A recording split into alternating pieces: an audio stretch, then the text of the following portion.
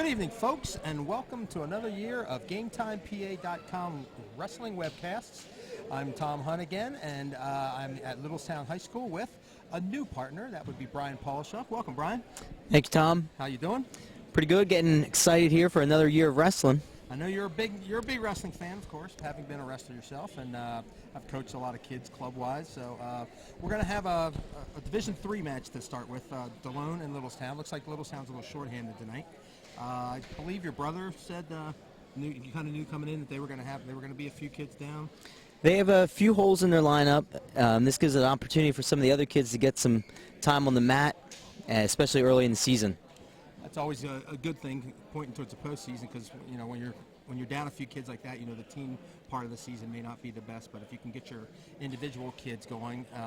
So, for instance, in this situation, Littlestown's one of their best kids is getting ready to come out. If I do believe so, and that would be Matt Gilday, and he was a regional qualifier. Oh wait, hang on a second. I think we're going to have a forfeit here.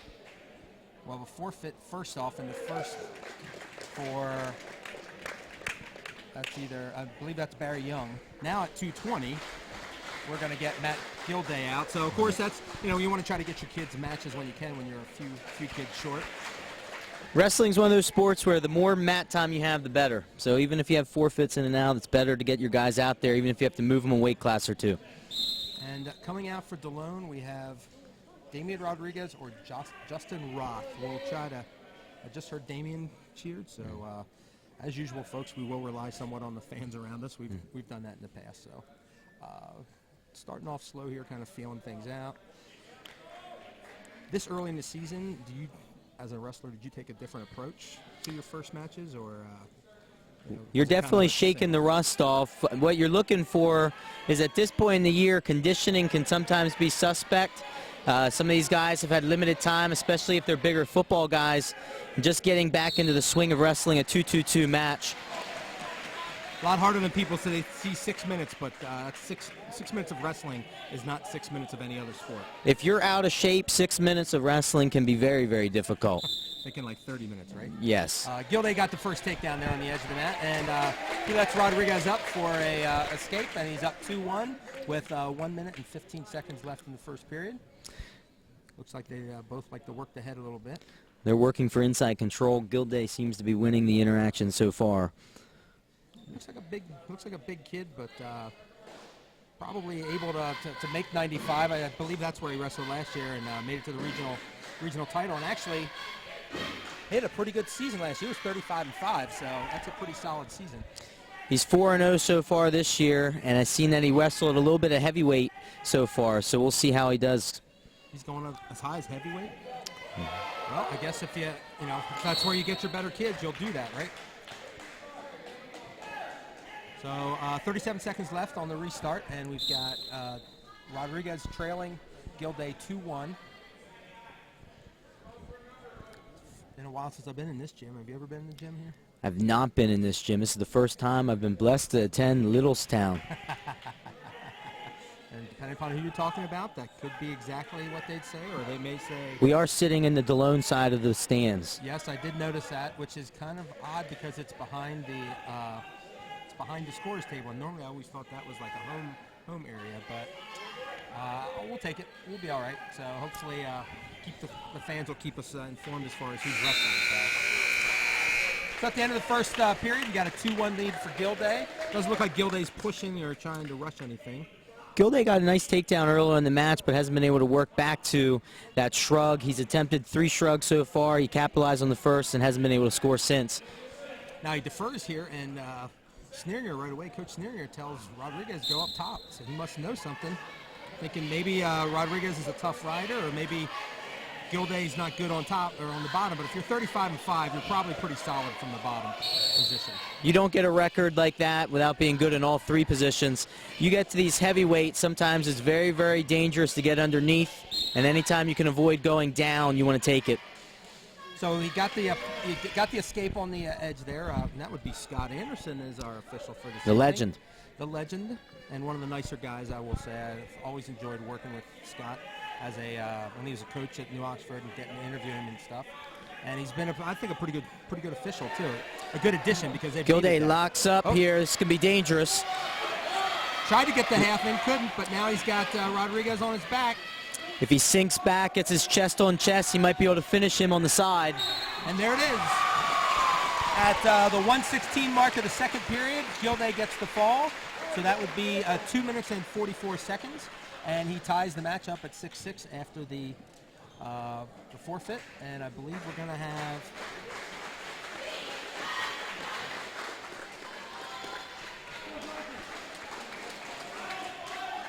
So we have...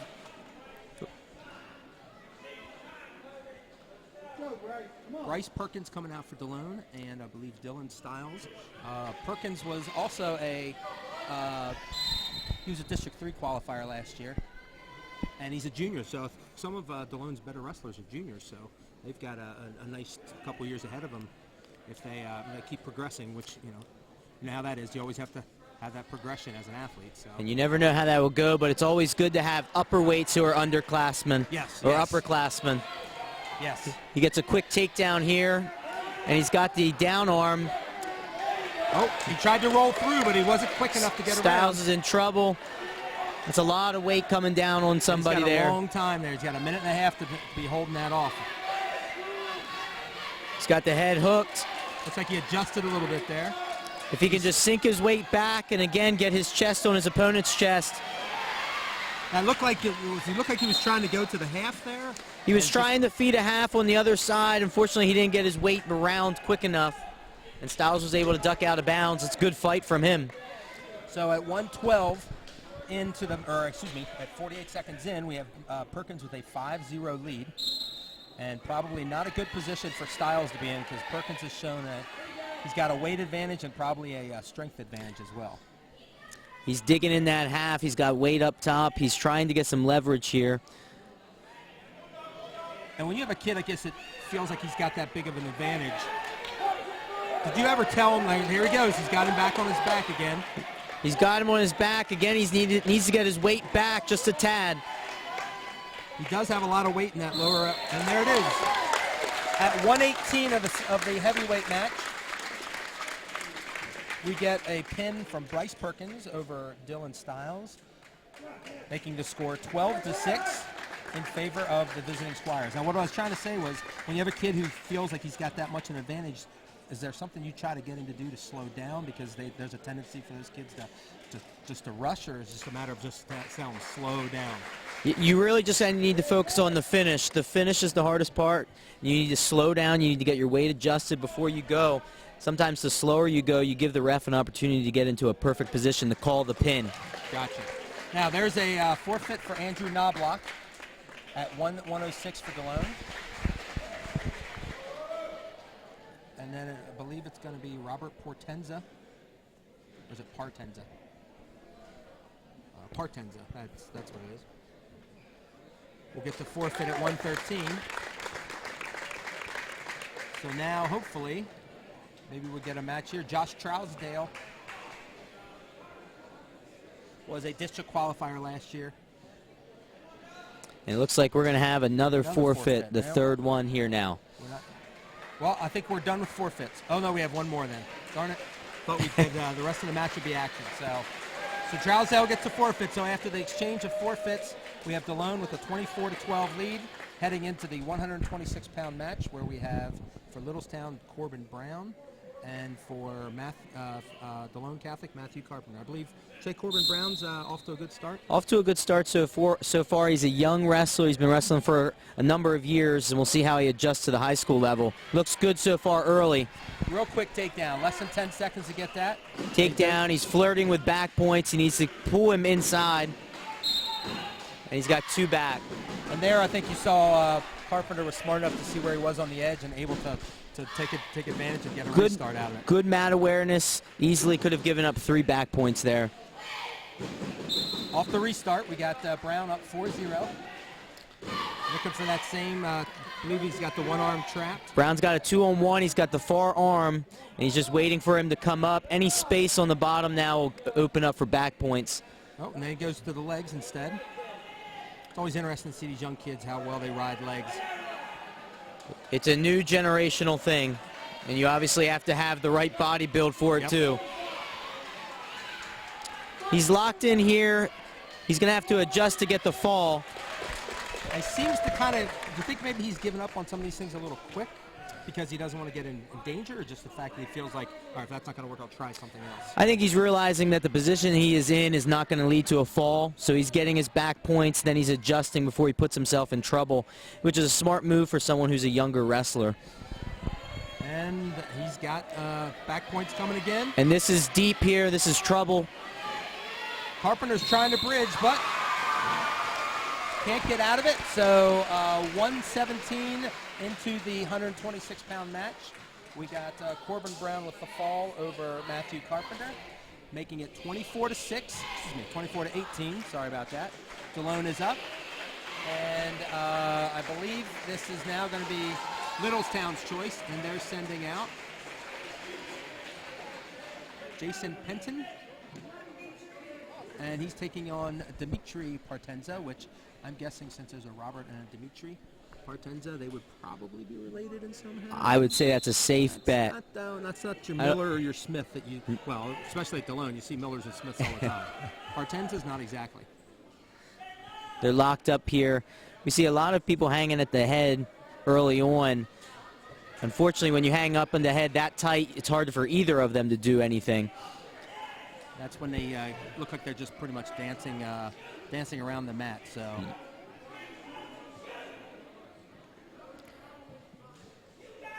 so we got Hart and Partenza. Oh, sorry, drops Penton, to a low Penton double Partenza. here. He's got to finish. He's trying to turn the corner. Wizard's dug in on the side. It's very important for him to stay on that leg and not let his arm loose. Now, if he keeps that Whizzer in there, he's in good shape if he keeps the Whizzer and keeps the hand control. There you could see that that Penton was able to kind of lift up and get the Whizzer out of the position. So Penton's up 2-0 and is in a little bit of, okay, gives up the 1. So it's now 2-1 Penton. And I think the Partenza is going to be coming at him, looking to try to get a shot off here. He shot a low double early, and he seems to be baiting him in. And he waits for him to reach high, and then he ducks right underneath.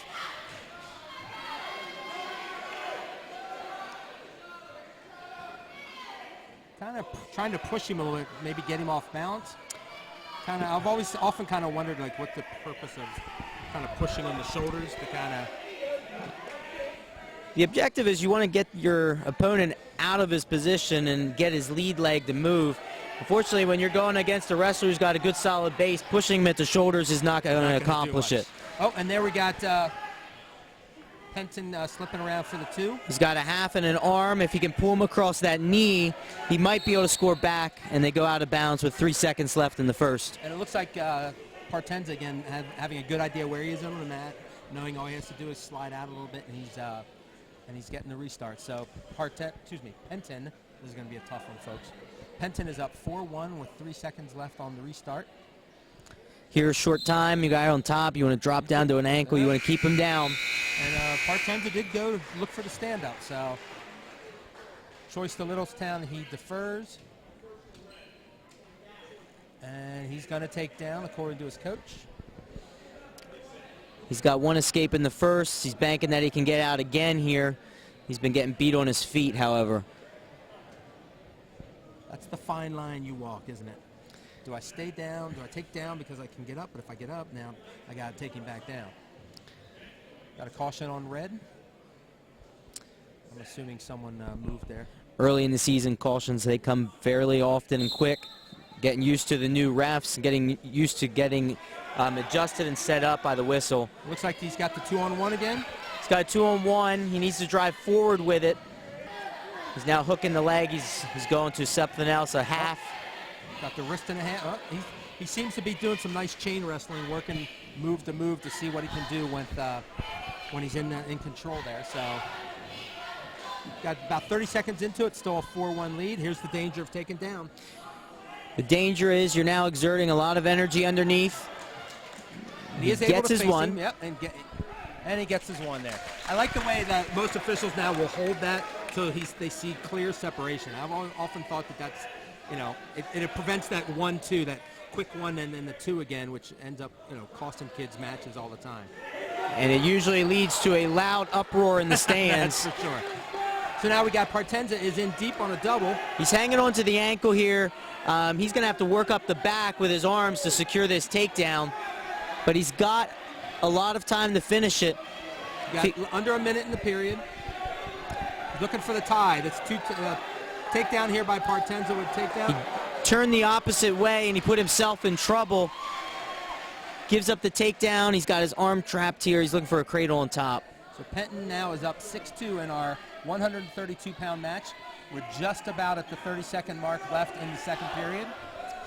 So it looks like we might have a match that'll go the full 6 here. We can hope so. We'll get to see a little see a little conditioning here. He's got a half dug in. You may have spoke too soon. He's got to sink back, get his weight on top. And I did speak too soon. With 17 seconds left in the second period, Littlestown gets a fall from Jason Penton over Dimitri Partenza to tie the match at 24-24. And if Corey Becker is coming out for Littlestown, he's another one of their kids who was a Southeast qualifier, so he was one step away from making the state tournament. 29-11 last year. He's got a 3-1 mark this year, so he's off to a good start. And he's going to have Ryan Hart from Delone Catholic. And Becker is only a sophomore, I believe. Yes, he's only a sophomore. So he's going to be around for a couple more years.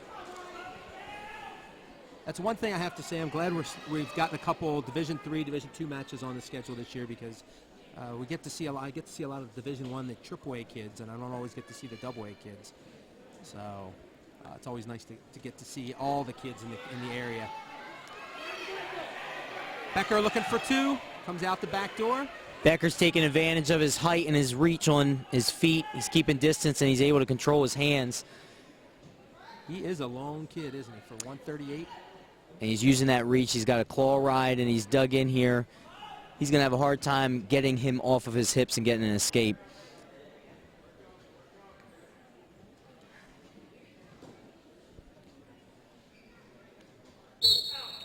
So Hart goes out of bounds, trailing 2-0. Yep, he's looks like Becker's almost about a whole head taller than him, so it gives him a nice reach. What am I thinking of here? The reach advantage. Yeah, now I'm trying to think of leverage. There we go. I couldn't think of the word leverage. He's got a 2-on-1 here.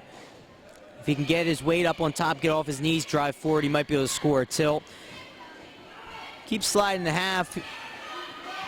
He's maintaining position, but he's got a lot of weight back on his own rear end, which is not making his job easier. Now he looks way too high there. He's getting high. He's got his arm out front. Does he have the leg hooked in there that he's able to kind of keep himself? I believe the leg's still hooked. He's in. There it comes away, okay. Still has control. Here's where on bottom you need to make sure that you get your escape before the period ends. He's got 20 seconds. He's hanging on that elbow, which not going to help matters as Becker comes around him again. He's still high. He still has an opportunity to get his escape. He needs to come to his feet and create distance. He's been facing him, but you're right. He just can't get up to his. There he's on his feet, but Becker pulls him back down. Good snap by Becker. Becker's going to go into the second period with a 2-0 lead, and he has choice. He defers. And Becker's going to take down.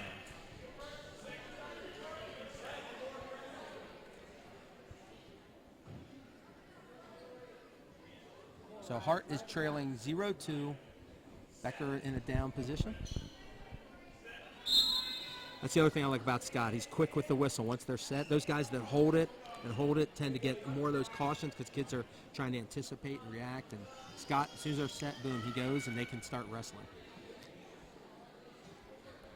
So Hart's in control here, looking for a couple points to kind of get back in here. He's hooking the leg. Becker's getting that sit. As if he can clear his hands, he might be able to get out. He's returned to his basic stance. Looks like he's Hart looked like he was trying to get an arm bar in there, but couldn't quite get it. Now goes for a standing switch. He needs to scoot his hips.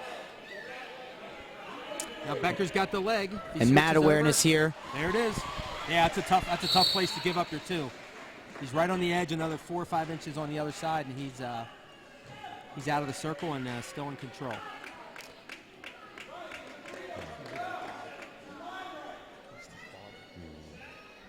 So we got a 4-0 lead for Corey Becker. 1:16 left in the second period of the 138-pound match, and it's a 24-24 team score right now. With Delone still has their big gun. Going back to the starting positions, the whistle is key, especially as people are running these tilts more and more. You start to see guys that they're starting in positions where they have a tight waist, and it makes it easier for them to immediately trap that arm and go right into their tilt. So when the ref gets them set, blowing that whistle is very, very important. And there you saw a potentially dangerous call, which is always, I would think early on you're going to get even more of those than you might later on in the season, because you don't need any injuries any time, but definitely not in December when your season's supposed to go till March. So you're not going to hear many complaints from coaches on either side about a call like that this early. So we got less than 45 seconds, and Becker's still up 4-0. Hart working for it looks like that length and that leverage, he just can't. He's really having issues just even getting up to his base. Becker's riding very, very tight on top, and he's keeping his hips glued to him. He does get extended, and he's getting high again like he did in the first period. There is an opportunity for him to escape. Becker flattens Hart out again. Still looking. He's got 10 seconds left. He's going to go for a tilt. He's got it locked up. Nope, got one count. Got a 1 count. Not enough for points.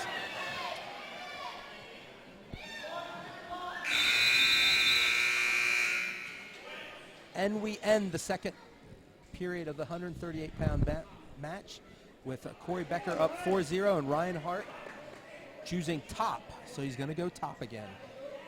Top, kind of like where Donald Trump is right now in the polls. For now. It'll be interesting to see what happens in the next few months there.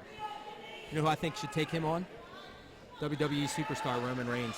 That would be a very, very good contest between those two. Although you'd have to outlaw Trump's hair. That he can't use that as an illegal weapon, because I think that is illegal in at least 10 states that I know of. Do you believe that Donald Trump could get a headgear on over that hair? Only if it appears to be like one of those big helmets that goes over top of, like in one of those, like a mascot's costume. One of those maybe. So Becker gets the reversal there, folks. Sorry, we started getting off on a tangent. He's now up 6-0 with 1:20 left, and they go out of bounds. Now it's, can Hart save the bonus points? Stays this way, he gives up 3. Any worse, and he's given up 4 or more. And despite the forfeits, we are locked in a 24-24 dual score. So those bonus points are very, very big down the stretch. And they are going to need them, because Littlestown does give up one more forfeit. So they're going to want to try to get every single point they can. And my guess would be, coming into this, Coach Ferguson was looking for bonus points out of Becker, having had such a good year as he did last year as a freshman. So he's been controlling the match so far, definitely on top. However, he hasn't been able to get him to his back, so he's controlling him on top, but he's not been able to get back points out of him. Really, with 1 minute left, he needs the quick one, the quick 2-pointer, and he's got the major, and he gets the bonus point that Littlestown is looking for. And unfortunately, with only a minute left in the match, you definitely don't, at this point, have enough time based on how the match is going to cut and get 2 takedowns for it. Yeah, you definitely don't want to go the takedown game at this time. So he flattens Hart back out, and he's looking for the cross face. If he can run that arm back to the backside leg, he might be able to lock up a cradle, but he seems to have given up on it. Tried it once, couldn't get him to go, so he went to something else.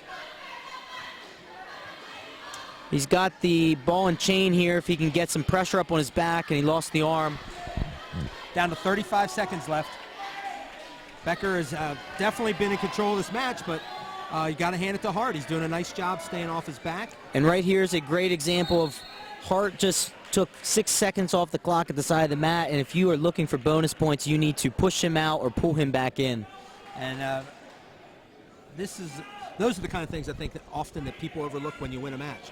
You know, how does a guy get through a match like this only giving up 3? Of course, I shouldn't say that because the last time I did that, we had a pin where I thought we were going to have a full match. So we're under 20 seconds left. Becker's still up 6-0. He's got a leg in pretty deep, and it looks like he's going to ride this one out.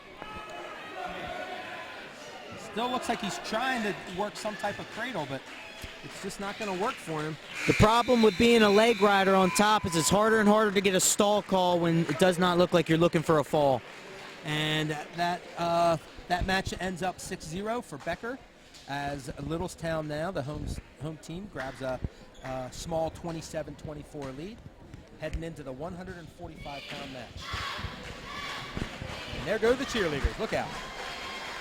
You think you could do that, Tom? I couldn't do that if you paid me and I was 30 years younger. All right, at 45, we got Cody Poff coming out, and he from Delone, and he will be taking on Mike Fleming. 45, this is about where I like to kind of, like, these are the matches I kind of enjoy, 45, 52, because you see the strong kids, you see the athletic kids. So there always seem to be, oh, and that's a... There's good nice wrestling at this Poff. weight.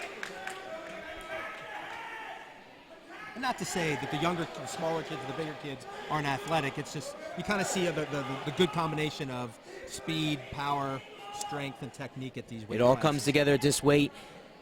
Physical ride on top. Looks like official Anderson got a little upset about contact to the head from the top position. So he's got the bottom arm trapped.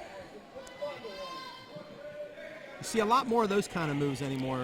It seems like those things are being taught to younger and younger kids. The crossface works. The problem is you got to get off to the side. It's hard to crossface and control the arm when you're riding in the back position, trapping the heel. You need to get out to the side. He also runs the risk, if he continues to ride the hip, of getting hit for a stall call on top. And that's always one of the, oh, he's got the half. He's got the in. half, and this is deep. If he can sink back, look up, he might be able to get 6. He's looking for the fall. It's hard from this angle to see what is missing. His shoulders look to be pinned. It's close. Yeah, it's got to be close, although you can see the top of his head on his other side. He's gotten too far to the side on top. He needs to sink his weight back and get his chest back. Get the hips down, the chest down. When you're on top and you have a half, you want to get your chest on your opponent's chest, and you can see from the top position his chest is almost completely past him. Oh, it looked like his leg came over just enough to give Pops the chance for the fall. So in under 2 minutes, I got out of there pretty quick. They're taking the times off a little faster than I was hoping for. So Delone is now up 30-27 as we enter the 152-pound match. And it looks like we're going to see Carl Harris from Littlestown and Brendan Quinn from Delone. Delone with a small 3-point lead here. Nice movement here from Littlestown. He gets his 2. We're in a little bit of a scramble now. That's always that's one of my favorite moves. Grab the leg, pull through, and roll and see what happens. Yeah, funk roll. You create chaos. Love that funk roll. Funk roll is good for a wrestler who's used to wrestling that type of style. Creating confusion, you got to win the scramble, get your weight up and hips up. So we got Harris with a 2-0 Zed lead, 19 seconds into it.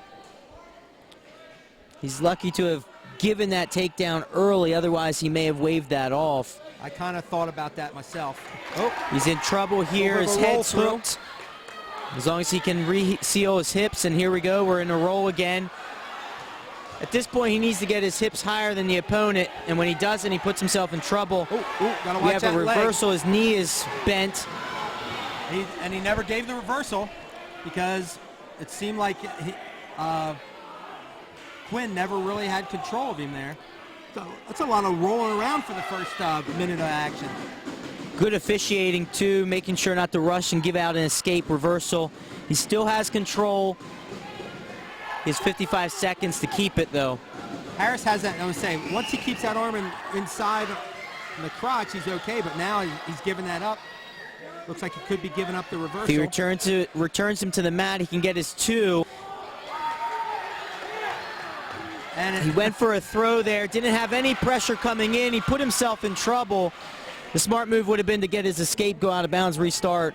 Well, it looked like he went for the power move, but he didn't have enough power to hit the move. So we're under 30 seconds. And we are still at 2-0 despite all the movement and rolling. We've seen more action in his first 2 minutes.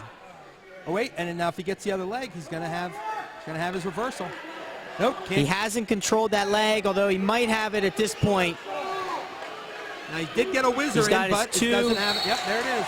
With 5 seconds left. At that point in time, the whizzer's not doing anything. He has 2 legs, both feet inbounds. It's a good call. That's one of the things that for people that aren't used to watching, once you get that position, once you get control of that second foot, normally you're going to get the 2, no matter what happens after that. And even though he got the whizzer, it wasn't really, the whizzer wasn't in all that. At that point, he's throwing a whizzer in for show. There's no pressure there. Right. I'm going to throw it in. Maybe he'll buy that I'm still in position. Yeah, when you're bellied out like that, it's hard to convince the ref. So you got 4 seconds left, a 2-2 match, the most action-packed 2-2 match I've seen in a while. And we have another caution here. With 4 seconds, I think he's thinking, if I can just get that 1 point in 4 seconds, then I'll have my advantage back.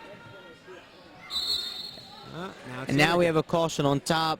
Both guys are having a hard time staying set, and we see that early on in the season. We see more and more people on top. When they get set, they're actually putting pressure on the bottom guy, forcing him to respond, and then forcing the ref to call caution. Yeah, that's something where you're kind of baiting them into the caution. So Delone has choice there. He defers, and Harris will take down.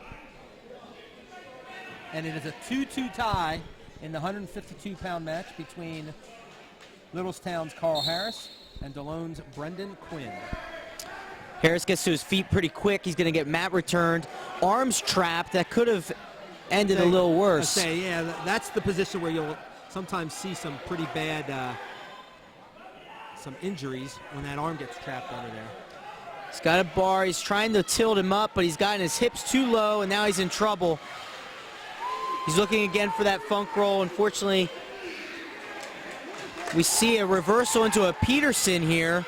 And then he gets it, but he can't quite keep the leg. So we're at 4-4, folks.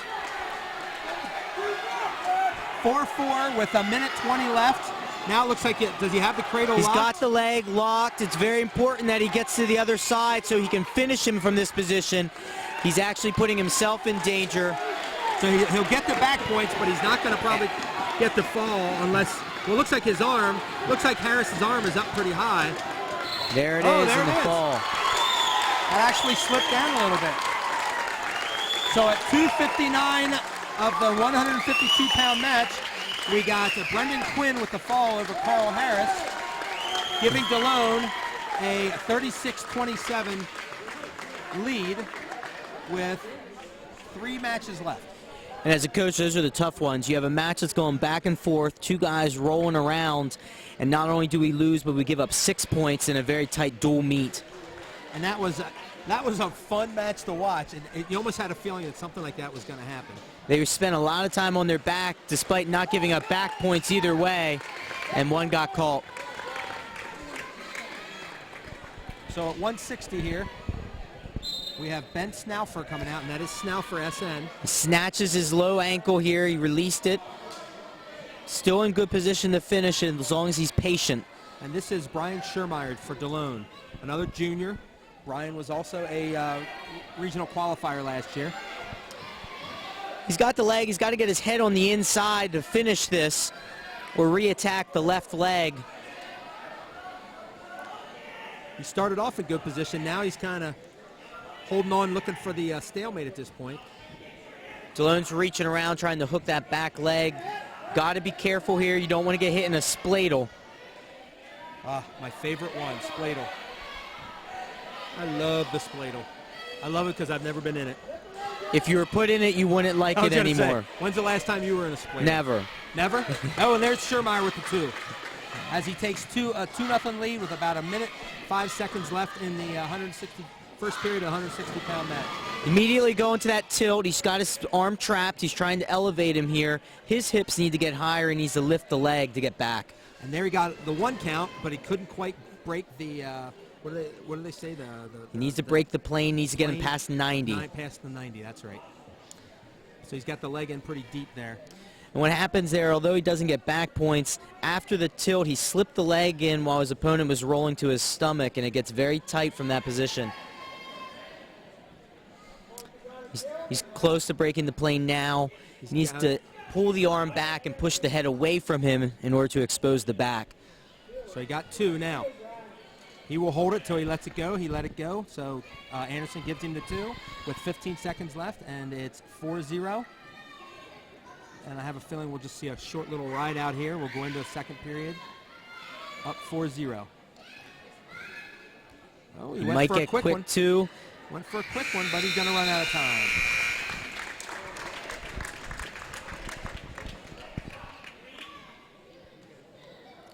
Littlestown defers. And we're going to have Schurmeyer on top with a 4-0 lead. Probably a good move. He's already shown he can tilt him. Looks dominant on top. He's controlling the hips. He's gotten a quick 2 on a tilt, and he almost got another one before the end of the first. Stop the first move, as I always say, right? Stop the first move and go from there. Top guy, if you can stop the first move and you can make him counter and react, you're in very, very good shape. He's trapping that far arm, looking for a cradle. He's running it. Yep. Head to knee in that classic head to knee to get head the to cradle. knee. He's now jumping to the right side. He's got to get weight up top so he can pull him over. Now at this point, is he just adjusting and tightening his grip? Or is he trying to get his weight set? When so he's locked, when he's locked there, he wants to get his lock as close to his opponent's throat as he possibly can. Once you start pulling back, it's hard to adjust and change your grip. So you want to make sure everything's set before you go. And then, folks, you can see how he let it go, figuring he wasn't going to get it. And he's going to go to... he's got legs and a power half here. And if he can get some torque up top, I anticipate him jumping out of his leg and finishing this one. And there it looked like, unfortunately... He's pulled him back. He's trying to get... Snowford's kind of rolled into where Schurmeyer wanted him. He put himself in trouble, and now he's getting called for back points. They're holding a 3 count. And they're still holding until he releases. He gets his arms away, and then he gets his 3 at 38 seconds left in the second. Schurmeyer now up 7-0. Looking for a few more back points before the end of the period. He's got legs in tight. He's going to try to extend him out here and rip up on those arms. Go back to one of those tilts. Under 30 here in the second period of the 160-pound match. Visiting Delone with a 36-27 lead. And one of their best kids on the mat with a 7-0 lead, looking for bonus points. Going for a tilt there. He called him. Looks like he's got a bar. Like a double arm bar there? It almost looked like he fell into that. It looked like he was going for a tilt that got loose. Called him with a pin at the bell. That had to be within 1 second, because as soon as the mat hit, up goes the as soon as that Scott hit the mat for the fall, the buzzer went off. It was very, very close. So that is now a 42-27 lead for Delone as we enter the 170-pound match, which I believe is going to be a forfeit for Delone. I believe Littlestown has a forfeit at 170 and maybe 195 as well. So then we'll have one more match here.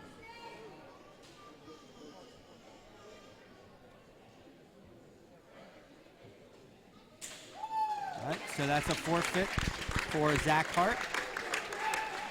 And we might be down to the last match here. Hard to believe it's the last match. Forfeit speed things up. To give my favorite holiday line in all of TV and movies, and that would be a Festivus for the rest of us. There, I got it in. Love that line. So we're starting our 182-pound match, and we have out for Delone. I believe we have Brady Rapaski, and for Littlestown we got Connor Guyman. Guyman also was a He was a district qualifier. They're going up top here. He's going for a headlock. He went to roll him, and he caught him here on his back. This is going to be back points. There's definitely going to be back points. Came back for the half. He pulls him back a little bit. He's probably going to...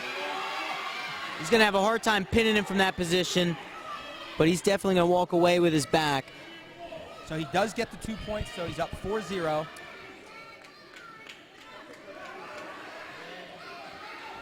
Oh, I'm sorry. This is Zach Hart.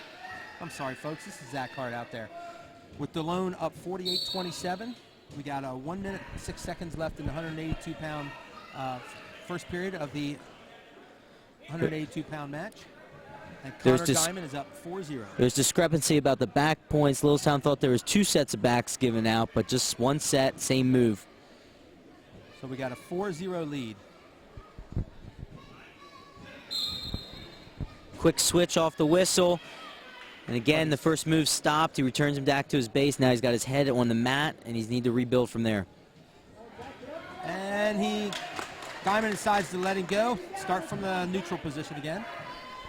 Oh, looked like he was doing the narwhal there. Yeah. Had the one horn coming out of the head, and then he went back to the hanging on the head. Nice ankle pick there. Nice ankle pick, but he's gonna finish. He runs through it. And he looked like he had enough strength to fight off the first move, but he couldn't get off the second one. He was on his heels, had pressure going back. He was in a very, very dangerous position and finds himself on his back again. Seems to be in better position this time with his weight. He's got 18 seconds. Hart does to have to stay off his back. He's down to getting close. He keeps circling. It's the far shoulder that isn't going down. He needs to elevate the near arm. There it is. Hart stays alive with 5 seconds left, giving up just the 3. As he is now up, should be 9, I believe, right? 2 takedowns, 2 sets of back points. 9-1. Yep, they were a little slow getting on the board. So 9-1, we have Diamond in control of Zach Hart. It's a 9-1 score, but it's been a fairly fun match to watch. They're going at it on their feet. Unfortunately, the same man's ended up on his back both times. And it looks like he might... Oh, he caught him here. He's rolling through. He needs to sink his weight back. He's got his leg in. Now, he did get 2 back points out of it. He needed that to try to cut into this lead. So now Hart's only down 3-9. He gets a couple more of those. He's right back in this.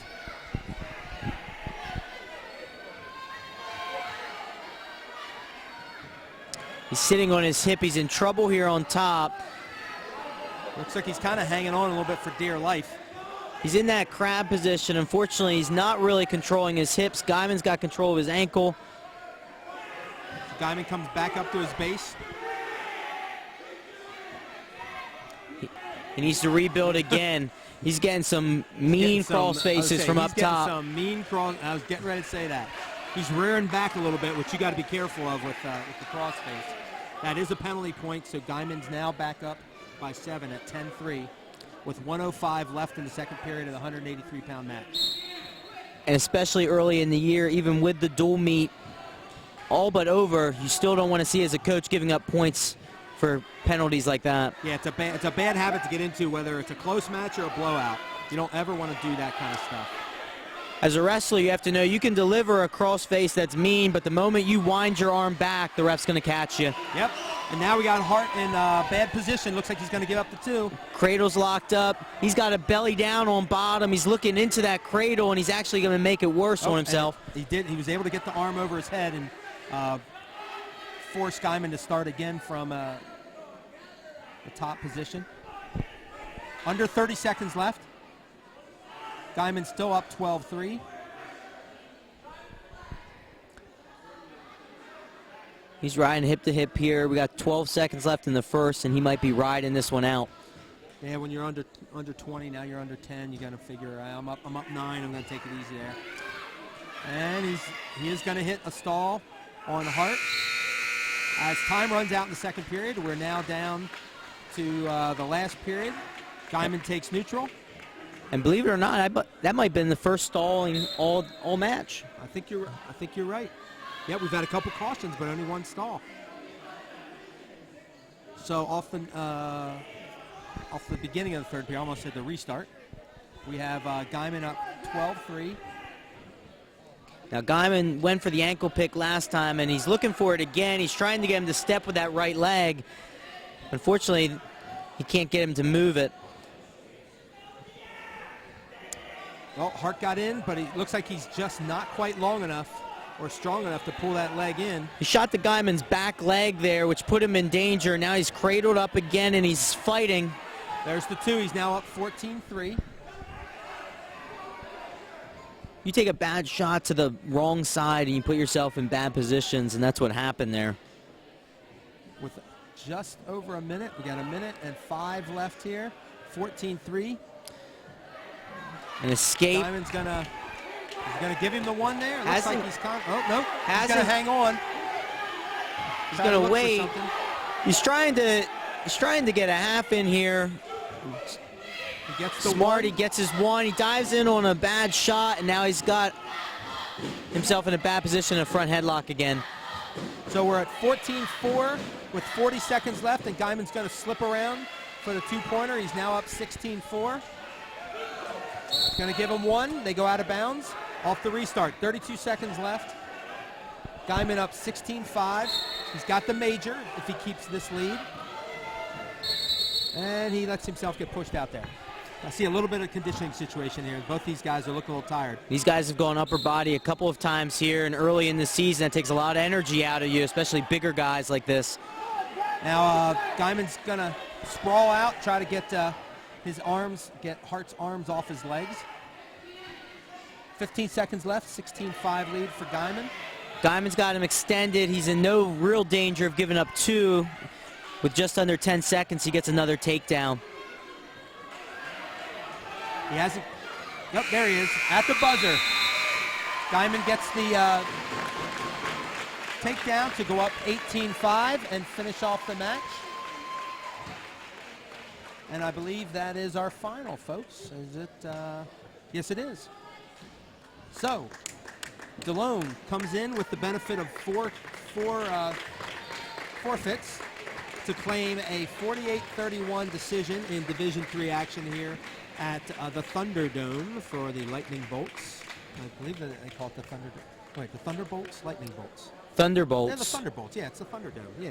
And we've Thought I just was right. named it the Thunderdome. Thunderdome. Well, I'm going to call it the Thunderdome from here on out. I don't care what anybody else says. So for our first time out, a little quick, but I think we've got some pretty good matches ahead of us. We do have the annual tussle between Southwestern and Spring Grove. That's going to be a good one. We got a New Oxford Red Line. And for the first time ever, we'll be doing the Adams County Showdown, Biglerville Bermudian. If you've never been to a Biglerville Bermudian wrestling match, I'm not sure I've seen that much camo outside of any type of Army base, folks. It is fun to see. It is an atmosphere that if you like high school sports, everyone's got to see that one. I've not seen the Biglerville Bermudian Showdown, but I have heard it's a war both on the mat and in the stands sometimes. Sometimes in the stands, you never know what's going to happen. It's a fun one to do, and I'm glad we're doing it this year. Yeah, because I probably would be going to it anyway, so now I get to watch it and call it and share the pleasure with everybody else. So.